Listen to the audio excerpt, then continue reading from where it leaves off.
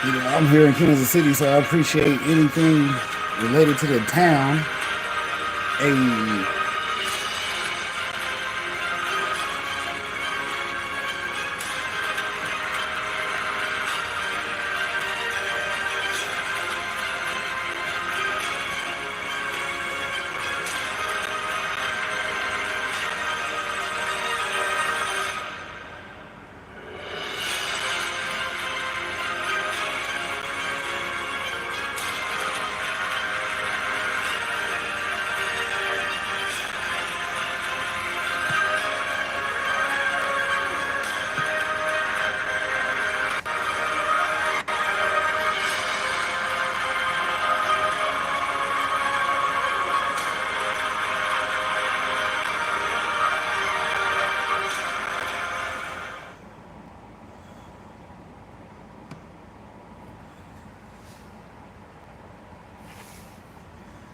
Hey guys, what's poppin'? 420 scene here, back at it again with another video. I hope everyone watching is having themselves a super stony day. Let me know what you're toking on and where you watch the video from. I always like to know. Be sure to drop a like, subscribe, and if you want access to all my secret, unlisted grow and smoke videos, our VIP Discord community, or if you want to get some one-on-one grow help, totally check us out on Patreon. I'm going to have the link in the upper right-hand corner over here. I was going to come out with a new beans release video for 2024, but I'm gonna hold off on that until maybe next week. It did give me another really good idea for a video when I was looking at the prices of beans, and it just gave me a really good idea for a topic of discussion that you guys can talk amongst yourself in the comment section. And it's exactly what the title of the video is: Are expensive beans worth it? Now, before we get started with that, if you have not checked the Apple Betty Bean Harvest video, it's on the front page of the channel. So if you're looking for some grow related stuff, totally check it out. When our sour D run is going to be finished, I will have it also on the front page as well, so kind of just keep an eye out for it, because I can guarantee you YouTube will not push it out, because they never do. Even if I do a premiere, I think like some people get notified but not everyone. And also, we're going to have a bean to harvest playlist, so if you want to check out all the different bean to harvest videos that I'm going to be coming out with this year, that's going to be another way you guys could check it out if you guys happen to watch this video towards the later part of 2024. Now, as far as whether or not to get expensive beans, whether or not it's worth it, my answer really depends on who you are. I think beans that are cheaper don't necessarily mean shit quality. I mean, it can, obviously,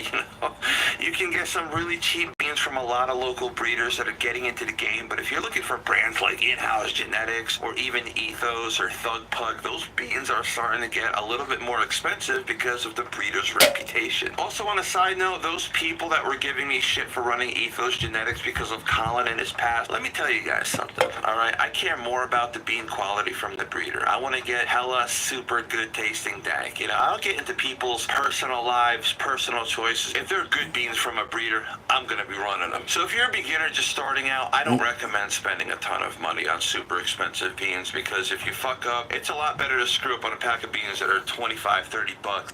That's like when Rob was making that retraction video on CLTV.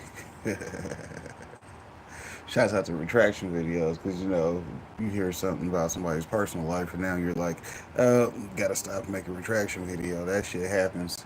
Yeah, I don't fuck with him no more because I heard the shit he did.